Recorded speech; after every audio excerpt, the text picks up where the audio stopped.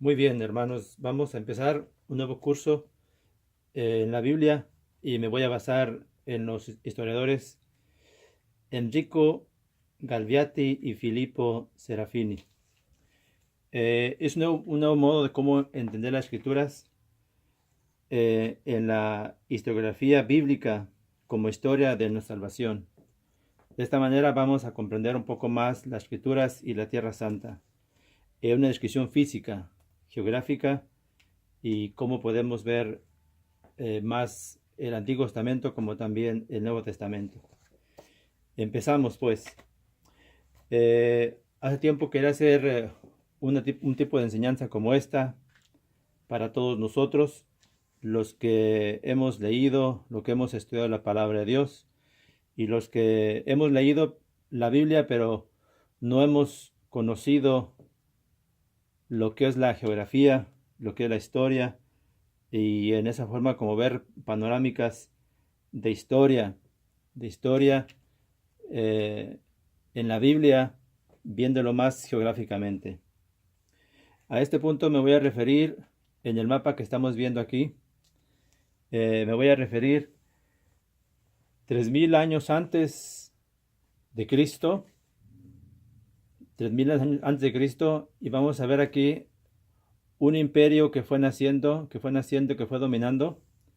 Este imperio se llamó el Imperio Lugalsaguerí, pero Lugalseguesí. En este lado que estamos viendo aquí fue el imperio estuvo dominando por un buen tiempo, y si vemos aquí los modos aquí que estamos viendo aquí, eh, los espacios, fue donde el imperio fue dominando menos, ¿sí? Entonces vamos a ver pues a esta datación que en términos pues absolutos de los acontecimientos históricos de los milenios del tercero al segundo antes de Cristo, es tan difícil como discutida.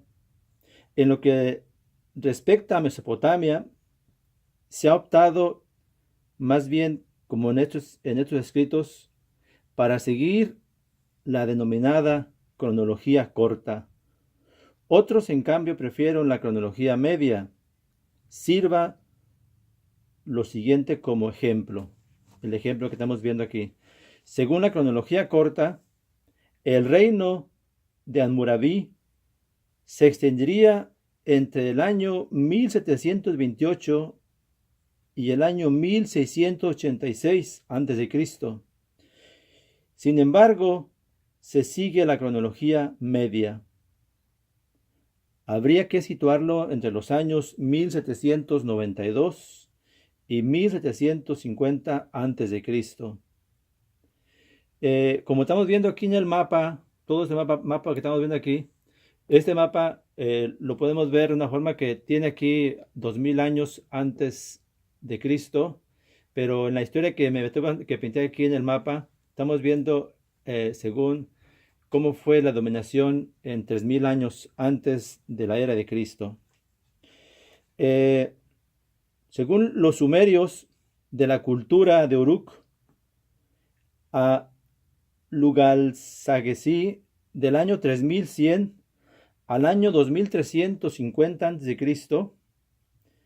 vemos aquí, a la hora de narrar la historia de Mesopotamia, se puede, se puede partir de finales del siglo IV a.C. En este periodo, fíjense, vamos a ver cómo florece la cultura de Uruk, así llamada por el nombre de la principal de sus ciudades, situada en el sur de Mesopotamia, habitada por los sumerios.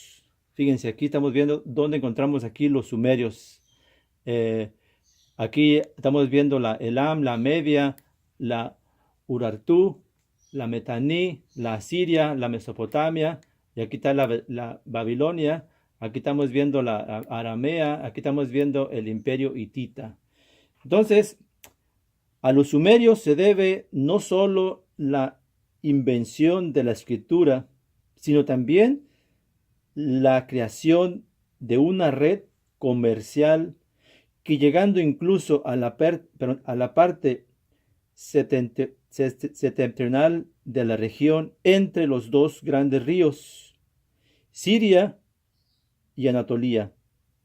Extendió la influencia cultural sobre toda la región con la difusión de la lengua y de la escritura sumeria. Fíjense nomás cómo empezamos a conocer los primeros hombres o primeras civilizaciones cuando se empezaron a hablar pues las primeras lenguas o los idiomas. No tanto eran ya los dialectos, sino que ya en idiomas. Vamos a ver también aquí que a comienzos pues del milenio tercero, los asentamientos urbanos de la región de Sumer en el sur de Mesopotamia están organizados en forma de ciudades-estado, al frente de las cuales encontramos un en sí considerado representante en la tierra del Dios local, único y auténtico soberano de la ciudad, del territorio circundante. Esta concepción concedía una enorme importancia al templo y atribuía al en sí el ejercicio tanto de las funciones políticas como de las religiosas. Entre las distintas divinidades se reconocía cierta supremacía a Enlil, dios de Nippur. También la situación cambia a lo largo del milenio tercero antes de Cristo. Parece afirmarse y extenderse cada vez más una ideología que apunta a un estado más amplio, organizado y centralizado. También de este modo, algunas ciudades empiezan a extender su predominio sobre otras al tiempo que los gobernantes adoptaban el título de lugal. ¿Qué es esto? Que tal vez podríamos traducir como rey, como rey actualmente. Según en este esfuerzo por incrementar el propio poder, destacan las ciudades de Ur, Lagash y Uruk. Vemos a ver aquí donde están aquí las ciudades después de Ur, donde vemos aquí la salida. Si pasamos un poco más adelante, aquí en Ur es donde nace pues Abraham, donde va a tener pues el llamado que Dios le va a llamar después en el año 1850 a.C. Pero estamos viendo pues aquí que Ur y Lagash, para ser finalmente reconocido como rey en Nippur, siendo esta la ciudad del dios más importante, Enlil, legitimaba de este modo sus aspiraciones a gobernar sobre toda la región en representación del mencionado Dios. Según en los textos que han llegado hasta nosotros, se afirma que sus dominios se extendían desde el mar inferior, o sea, el Golfo Pérsico, hasta el mar superior, probablemente era el mar Mediterráneo. Y se exhibe también pues que el título del rey del mundo, rey de las 4 regiones, se trata más de afirmaciones de carácter ideológico que de una descripción histórica. Es difícil que dispusiera de un control efectivo sobre las regiones de la actual Siria. Podemos decir que con Lugal-Sagesí hace su aparición en la historia del Antiguo Oriente la idea de un imperio universal. Según vemos también aquí la dinastía de Akkad, del año 2350 al año 2150 a.C., Vemos también aquí que mientras los sumerios se habían establecido en la parte meridional de Mesopotamia, la parte septentrional estaba habitada por poblaciones semitas que, como ya hemos dicho, se habían visto sometidas al influjo de la civilización sumeria, cuya escritura adoptándola a su propia lengua. Según pues, originario pues de Akkad o Agadé, Sargón I. Comenzó su carrera como funcionario del rey de Kish. Posteriormente consiguió subir al trono y derrotar a Lugal-Sagessi, sometiendo todo su territorio. La capital del nuevo imperio fue Agade o Akkad. De ahí que el término Acadí o Acadia se emplee para designar la dinastía y la población semítica del norte de Mesopotamia. Sargón extendió los confines del imperio por el este hacia Irán. ¿Dónde queda Irán actualmente? Lo vemos aquí en este lado. En este lado quitamos el territorio donde queda pues aquí Irán. Entonces vemos aquí que el norte y el oeste hacia la península Anatolia y a la franja palestina fundó una dinastía que reinó prácticamente 150 años. Además de Sargón, hay que mencionar al cuarto rey Naram Sin. Eso lo vemos en el año 2190 al año 2155 a.C., que fue un gran organizador del Estado para consolidar su poder. Exigió el reconocimiento de su condición divina, fíjense, situándose de este modo por encima de todos los en sí que lideraban pues las distintas ciudades. Tras Naram Sin comienza a declive del imperio acadio, que debilitado por las frecuentes rebeliones de las ciudades sumerias del sur, rebeliones a las que ya Naram sí había reinado, qué hacer frente, no pudo resistir a la presión de los gutis, población proveniente de la región de Gutium. Según pues en los montes sagros, Luristán, la caída del imperio acadio fue aprovechada por Lian, que se constituyó pues como estado independiente, y las ciudades del sur que probablemente recuperaron cierta autonomía. Vemos también aquí pues en este mismo mapa que estamos viendo la dinastía de Ur, ya un poco ya más cerca del año 2000. Estamos en la edad pues de la dinastía de Ur del año 2050 al año 1955 a.C. En este torno, al 2050, el rey de Uruk, Utukegal, atacó a los gutis, quienes tal vez en el mismo periodo sufrieron también una derrota a manos del rey Elan, que también posteriormente Ur-Nammu de Ur venció a Tukegal. Se hizo como la supremacía de Sumer y fundó una nueva dinastía, quien será su hijo más adelante. Según vemos aquí, pues, en esta breve, pues, panorámica de la historia de Mesopotamia, ¿quién fue Shulgi?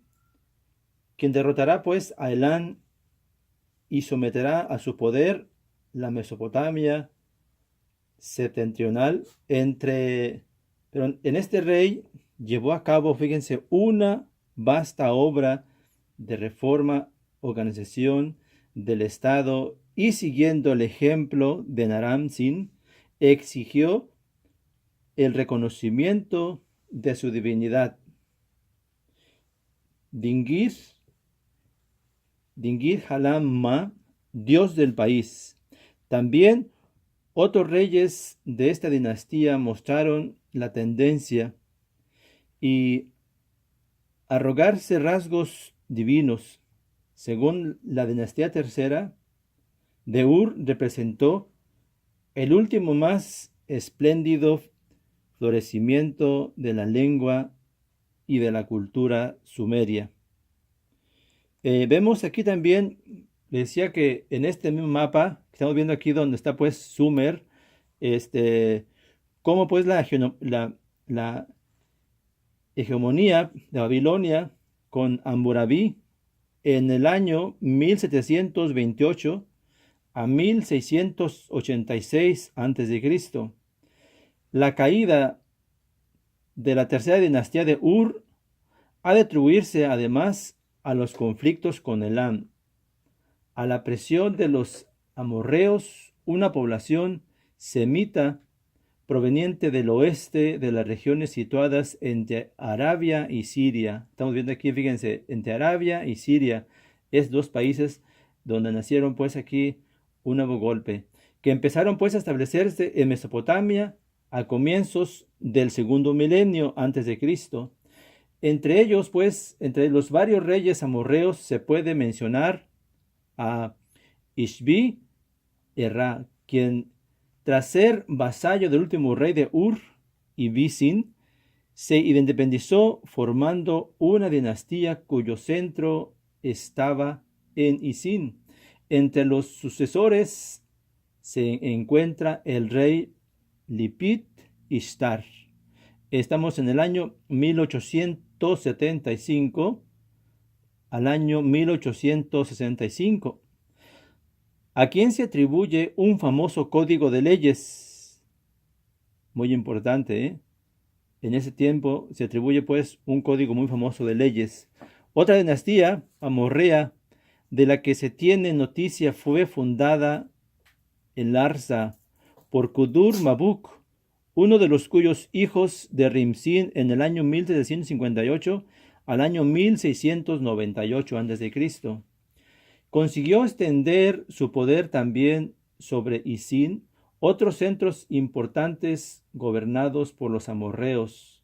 Fueron Mari, Asur, Esnuná y Babilonia, en Acadio Babilú, y un sumerio Kamdingirá, puerta de Dios, significa esto, Kamdingirá, puerta de Dios. Vemos aquí que el sexto rey de la dinastía de Babilonia, Hammurabi, del año 1728 al año 1686, derrotó a Rim-Sin de Larsa, sometiendo pues las regiones de Sumer y Elán. Conquistó después los territorios de Esnuná, Marí y Asiria, avanzando hasta el medio del Éufrates y el alto del Tigris. Con el reino de Hammurabi se pueden hablar de una nueva cultura babilónica heredera de la Sumeria. El sumerio se mantiene como lengua religiosa. Muy importante que esta lengua pues de Sumeria pues se manteniera pues como una lengua religiosa. También está presente en algunas inscripciones reales y de la caída, cuya lengua se empleaba en los textos económicos y administrativos. Es famoso el código legislativo de Hammurabi, que ha llegado hasta nosotros prácticamente en su integridad, en una gran estela, y cuyo contenido se ha comprobado frecuentemente con las lecciones de las leyes presentes en la Biblia, especialmente los que hemos estudiado las Santas Escrituras en el libro del Éxodo capítulo 20 al 23. O sea que estamos viendo pues allí unas comparaciones que los mismos autores del Éxodo escribieron unas leyes que vamos a ver aquí que son parecidas los que tenía pues el legislativo código de Hammurabi, ¿sí? Entonces estamos viendo pues de que en este código se encontraban leyes muy importantes. Hasta aquí los dejo con este primer tema, y los que queremos saber un poco de historia los dejo con una pregunta. ¿En qué siglo vivió este pues legislador o este imperio pues de Hammurabi, que se escribieron algunas palabras comparadas pues con las 10 palabras que se encuentran en la Torá? Hasta luego. Bendiciones para todos los que vean este video. El viejo tren, con paso de tortuga, pero seguro. La iglesia católica se parece al viejo tren.